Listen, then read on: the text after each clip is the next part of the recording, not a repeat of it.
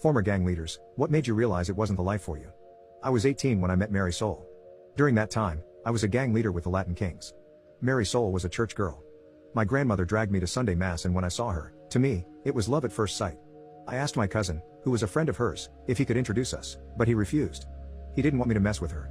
He didn't want me to ruin her. I had never met someone that I wanted to make myself better to be with. That was her.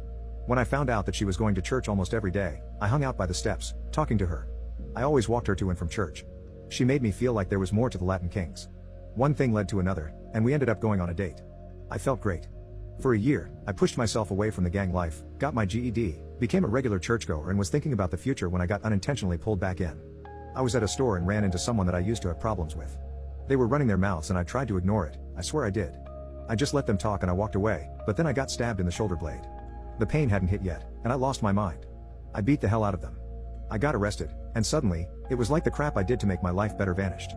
Mary Soul was pissed at me, my grandmother kept bringing up my past mistakes, and my cousin was telling me that he knew that I wasn't going to change.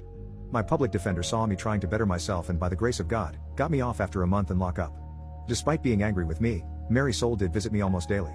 A month after I got out, I found out I was going to be a father and I didn't want my kid to have a dad that was dead or in jail. We eloped, I went to a trade school to become a mechanic and I busted my butt for my future family. When Luna was born, it was almost the worst day of my life. Mary Soul wouldn't stop bleeding. She went into shock and they had to give her a double hysterectomy.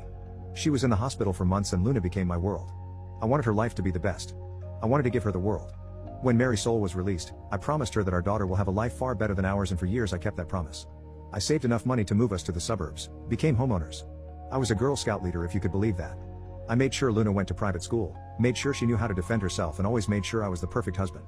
I didn't know my parents. Didn't have a positive male role model in my life, so I didn't know what a healthy relationship looked like. That's a lie. TV dads were my male role models and I mimicked them and the marriage they had on TV. As the years went by, I owned my own garage. My cousin became a pastor. But still, my grandmother was still a pain in my ass. My relationship with my wife was stronger than ever. I made sure I kept my prison body. Luna hated me. She didn't want me to hug her. She rolled her eyes every time I told her I loved her. Ignored me when I asked her about her day in school. It hurt me far beyond words. For 2 years, it was like that. So for her quinceañera, I wanted to go all out. I got everything she wanted and she was still disrespectful, and briefly the old me almost came out just to put her in her place, but instead, I went to my cousin, vented my frustration and doubts about being a good father, and he told me to just let her be, and he said a prayer for me. I wanted a slideshow for the father-daughter dance. I got a chunk of the pictures of us together, but I realized something.